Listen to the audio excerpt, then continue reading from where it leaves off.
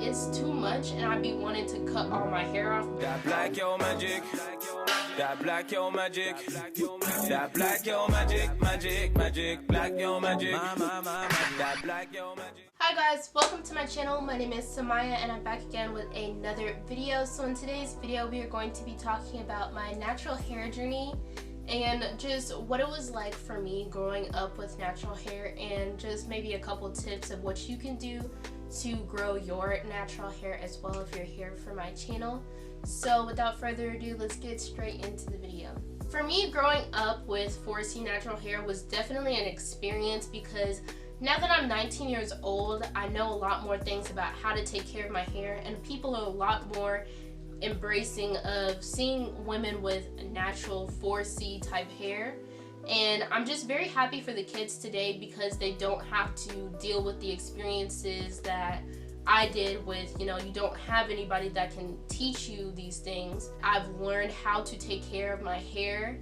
It's definitely a lot easier than when I was a kid, and I didn't have the representation that we have today to show me these are the things that you need to know how to take care of your hair, or even being confident and being able to feel beautiful with my natural hair, because at the time that definitely was not the norm.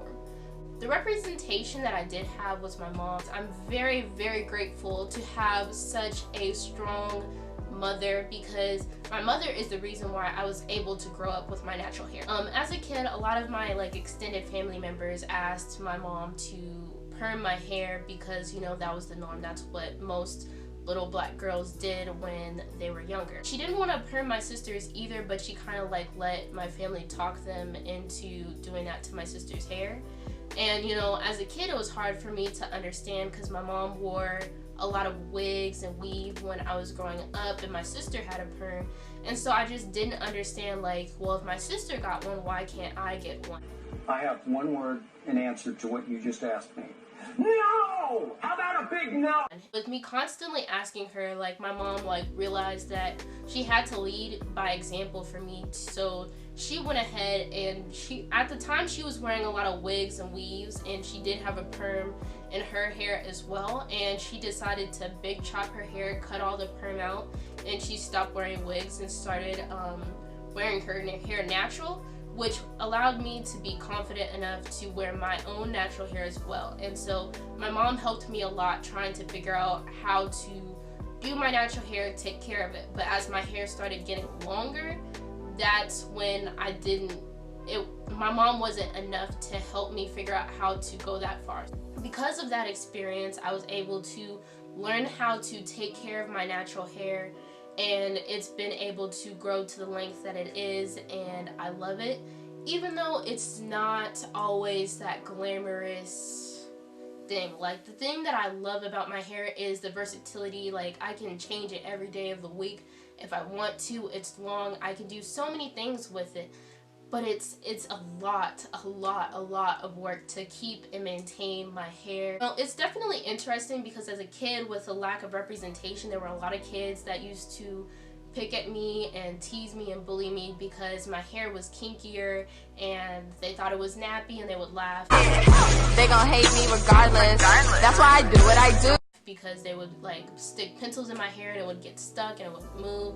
And there were a lot of experiences like that were kind of hard to navigate through and be comfortable with wearing my natural hair, despite not seeing most of my peers that looked like me. And even the ones who were still black, they still wore a perm and didn't wear their natural hair. So as a kid, most of the time when I would wear my hair, I'd do the classic little girl hairstyles, little twists with the barrettes and I call them knickerbockers. Let me know in the comments what you guys call them, but I call them knickerbockers. My favorite hairstyle was the 2 puffs, which I still rock those today. So at the end of elementary school is when I started wanting to do my hair myself, because most of the time my mom did my hair for me, and I wanted to be independent, to be able to at least just do my hair myself. And so the first hairstyle I learned how to do myself was a ponytail, and that was a struggle to do because if you know anything about natural hair, it's hard to get it all contained and sleek and everything. So when I started learning how to do my natural hair, usually what I'd do is I'd wash my hair, blow dry it, and then my mom would help me braid my hair down, and that's when I started rocking braid outs. And at that time I started using this green bottle, the ORS like curl pudding. It was like some sort of like curl cream. Eventually I started getting sick of this because I was like, one, I want to be able to do my own hair, and two, it's a lot of work to be braiding my hair. And that's when I started getting more into YouTube. At the same time that I'm starting to learn how to do my hair, I'm also a cheerleader, and you know, if you're a cheerleader, you know that, you know, there's a lot of hairstyles that you have to wear for games and competitions and stuff. And the white girls were supposed to do these things, and I couldn't do them because my hair was natural and they weren't gonna look the same. She wants to be white. Oh my god. She wants to be Caucasian. And I'd get frustrated because my hair didn't look like that. You are a woman of color. And it's part of the reason why I started my YouTube channel, is because I wanted to teach other black girls how to do natural hair for cheer hair. Because I saw a lot of women doing natural hair videos, but you know, as a little girl, I had cheer competitions and stuff, and I still had to figure out hairstyles. And this is when I'm learning how to play with different styles, and I would do little, you know, braids and buns and stuff that I would wear as like protective styles. And I'm watching YouTube videos, doing my research, learning about different things. So this is more so like 2012, 2013, where I fully started learning how to do my natural hair. And this is when I would do wash days, and this is when I was going hard, because I was like, my hair about to be down to my butt. That's how long I wanted my hair. That was my goal. I started working really hard on learning how to take care of my hair. So my average, you know, wash day routine would take 2 days, because, you know, I was washing my hair for extended periods of time. Like, I was really going at it, learning all the different things. And so one of the first YouTubers that I came across when I first started my natural hair journey was Natural85, and I love her videos, an amazing YouTuber. But the problem that I ran into later was hair typing. This is when I discovered hair typing. And I'm watching like these different things on how to do different masks, and these things were not working on my hair because it didn't fit my hair type. And so I was very confused. I was like, why does my hair not look like this? She said it's gonna like come out like this. I'm gonna be popping curls, gonna be cute, just, you know, yeah, that didn't happen. Tried to wash and go, and it was definitely a wash and no. Like, it was not working for me, because if y'all know 4C hair, it's not gonna happen, because it was like cute for like maybe like 2 to 5 minutes, and then it was no, because my hair wasn't gonna dry. It's absorbing all this water. Like, my hair just doesn't function the same way. And so that's when I got into hair typing and trying to figure out hair porosity and all these things that affect how your natural hair grows. So in high school, I'm learning a lot more about my natural hair, and I'm trying like everything there is to find on YouTube on what I could do to my natural hair, how to help it grow, and all these different things. So I'm trying hair masks, I'm doing protective styles, learning all this good stuff about how to just grow my natural hair. And at first I was just so frustrated because my hair was not growing at the rate that, you know, I wanted it to. And the YouTubers, like I saw, they made it seem like it was so easy. It was only gonna take 5 months and your hair grows down to your back, and no. So eventually I stopped worrying about, you know, how long my hair was getting, and I just focused on the health of my hair and just focusing on like my everyday routine, wash day routines and stuff like that. And eventually my hair started to grow very, very long because I wasn't paying attention to the growth rate. My hair's always been natural, but I didn't fully learn how to style my hair until maybe like I really started learning how to style my hair in like the 8th grade. So I want to say like 2012, which is around when a lot of the natural YouTubers started coming out. I remember like when I first started watching it, I loved watching all the natural hair videos. I was learning new recipes and stuff, and my parents would always make fun of me because they're like, why are you always putting my groceries in your head? And I'm just like, I'm making a hair mask so my hair can grow. Like, so by the time I was a senior in high school, my hair was super healthy, and I had been on a no heat journey, and it was very rare that I ever straightened my hair because it was honestly just easier not to straighten it and deal with it, because, you know, when I straightened my hair, it wouldn't last long, and I just really wanted my hair to grow and be healthy. And so that's when I really became really confident with my natural hair, and I just really embraced it. And that's when I also started having more people just love the way my natural hair looked. And so my hair was very, very healthy, very long. And so my hair is a bit shorter like that it was in high school. The only difference is now I have a little bit of heat damage in my hair, and it's only in certain sections. By the end of high school, like, I always usually had my hair natural. Even for like important events, I'd still wear my natural hair to those things. And so now, once I started college is when it kind of took a turn, because I was cheering in college, and so I was feeling myself, trying to be cute, and I started wearing like blowouts a lot more. I wasn't flat ironing my hair, but I started wearing a lot of blowouts. And so my hair became like very damaged from that. It was a lot heat damage, and a lot of the ends is what was mostly unhealthy, just because I wasn't giving it enough moisture that it needed, and I wasn't taking care of it like I used to in high school, because simply I didn't have the time, and I liked the way like I felt when I wore my blowout. Got to college, that's when my hair kind of took a turn from like my hair being super healthy and super long, and that's because I started wearing blowouts all the time, because I was cheering in college and I just loved the way my hair felt and looked when it was in a blowout, and I just simply didn't have the time that I had in high school to spend washing my hair for a whole weekend, because I had all my classes and I had a practice, then I had a game, and there were just so many things coming back to back. And so I was dealing with that, so I started blow drying my hair like 24/7. I was able to get through that. Then my sophomore year of college, I had a sew-in, but I had it with leave-out.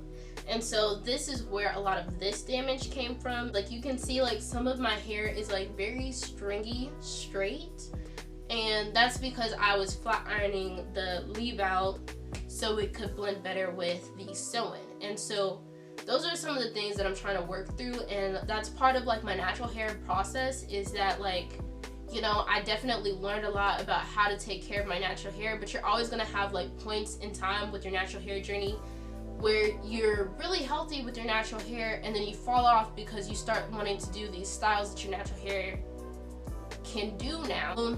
Those are just some of the things that I just wanted to talk about with growing up with my natural hair, and it's definitely a struggle, because my hair, especially as it gets longer, it's a lot of work. It's a big time commitment if you want to properly take care of your hair. But, you know, as a black woman with kinky natural hair, whatever you're gonna do with your hair, it's gonna take a long time to take care of it. So no matter what kind of style you wear as a black woman, your hair is gonna be a lot of work. And so for me, I decided just that, you know, I love my natural hair, and some days like it's too much and I'd be wanting to cut off. Why you always lying? Oh my God.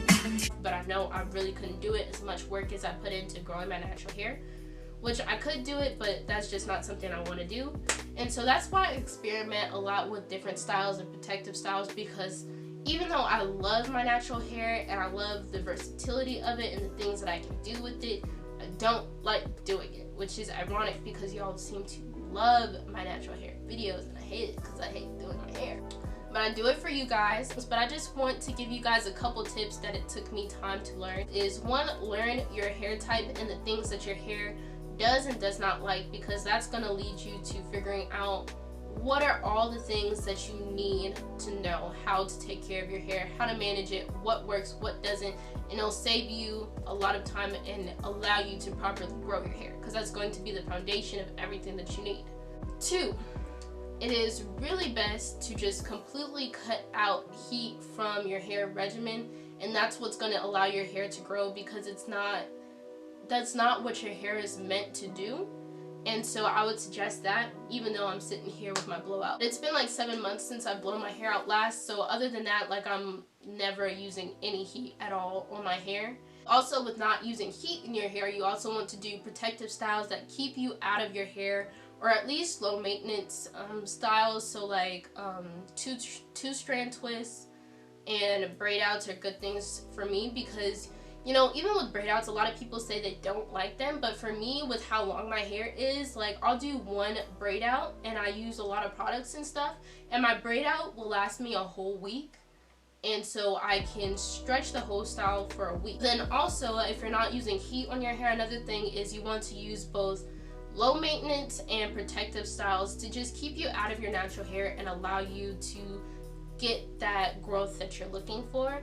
And so that has a lot to do with it. So like, I love 2-strand twists, but they can be time consuming. But the thing that I did when I was doing that for a long time is I would wear the 2-strand twist for a week out, and I'd do different styles with the mini twist. And then the next week I wear the twist out and take it down and wear that for a week. So it's like 2 weeks that you're not in your hair at all, because all I would do was like spritz it with some water, put some oil in my roots and stuff like that, and I'd leave it alone. Like, I didn't comb it, I didn't detangle it. And so then when it came to wash day, then I'd wash it with conditioner and stuff and detangle it that way, because, you know, you just don't want to be constantly tangling up your hair. I just didn't want to use a lot of tools and stuff to be able to get my hair in those certain styles. The thing that I'm doing now is, because my hair is so long, mini twists aren't really ideal for me, so I do the same thing with the twist. So I'll do a braid out and I'll separate my hair in like maybe 16 or so sections or less, and I'll put my hair in braids, wear the braids, and sometimes I'll wrap my hair in turbans and stuff, and so I'll wear the twist out for a whole week. And then the other thing that I did, I would transition my hairstyles. So say if I rock a twist out, then the following week that I'm not rocking the twist out again, then I would do different hairstyles between that. And so I'd wear my hair in like a half up, half down with 2 buns kind of situation, and then progress my way to being able to do a ponytail so my hair isn't getting all the tension from stretching my hair out. Yeah, so I do a lot of transition styles, and then the basic protective hairstyles, braids, buns, Senegalese twists, like all those kinds of things. And I'm just now getting into weave a little bit, so I'm experimenting with that a little bit. So I'll do those things. And then the other thing was, I completely cut out like the styling tools I use. The only thing I would use is like a wide tooth comb, because one thing that like a lot of the natural YouTubers were saying when I was starting out is, don't use a comb, you just want to finger detangle and you're good. But with 4C hair, that's something you do not want to do. You have to use a comb, because your hair does not fully get detangled without using some sort of comb, but brushes can be very damaging to your natural hair. So constantly doing your edges is something that you do not want to do, especially with 4C hair, because I can't even fully get the like whoop-diddy-scoop type edges, and so doing that is not ideal for me. Some of the mistakes that I started doing when I was in college that led to this situation is that I started doing styles that I probably shouldn't have, and I started kind of relaxing on the protective styles and treatment that I would do to my hair. So that's about all I have to say about my natural hair journey. So let me know in the comments below if you guys have any questions about my natural hair journey, or any questions about other tips that can help you grow your natural hair. So thank you guys so much for watching my video, and I will see you guys in the next video. Bye! Oh, tryna grab a bit of that black yo magic, that black yo magic, that black yo magic, that black yo magic.